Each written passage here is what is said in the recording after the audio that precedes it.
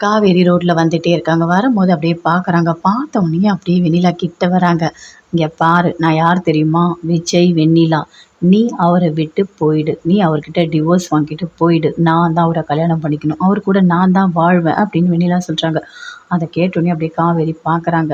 "இங்க பாரு, நாளைக்கு எனக்கு கல்யாணம். எனக்கும் விஜய்க்கும் கல்யாணம்" அப்படின்னு சொல்றாங்க. "சரி, உனக்கும் விஜய்க்கும் கல்யாணம் ஓகே. அத வந்து என்கிட்ட எதுக்கு சொல்லிட்டு இருக்க?" அப்படின்னு காவேரி கேட்குறாங்க. "ஆமா, பின்ன உன்கிட்ட தான் சொல்லணும்" அப்படின்னு சொல்லிட்டு வெண்ணிலா சொல்றாங்க. "அப்போ உனக்கு ஒரு பயம் இருக்கு. அதனால தானே என்ன தேடி வந்திருக்க" அப்படின்னு காவேரி சொல்றாங்க. "எனக்கு என்ன பயம் இருக்கு? என்னோட விஜய். நான் அவர் மேல உயிரையே வச்சிருக்கேன். அவர் தான் எனக்கு. எனக்கு என்ன பயம் இருக்கு? நாளைக்கு அவர் என் கழுத்துல தாலி கட்ட போறாரு. அப்பதான் உனக்கு தெரியும்" அப்படின்னு வெண்ணிலா சொல்றாங்க. "இங்க பாரு, அவரு கட்டுனா வாங்கிக்கோ. சரியா? நீ என்கிட்ட வந்து பேசிட்டு இருக்காத" அப்படின்னு காவேரி சொல்றாங்க.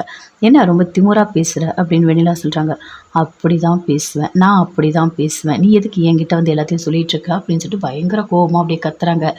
"இங்க பாரு, நல்லா தெரிஞ்சுக்கோ. என்னோட விஜய நான் யாருக்காகவும் விட்டுக் குடுக்க மாட்டேன்" அப்படின்னு வெண்ணிலா சொல்றாங்க. "அப்படியா? சரி, நாளைக்கு கல்யாணம் நடந்தா பார்த்துக்கலாம் போ" அப்படின்னு காவேரி சொல்றாங்க. அத கேட்டோனே அப்படியே வெண்ணிலாக்கு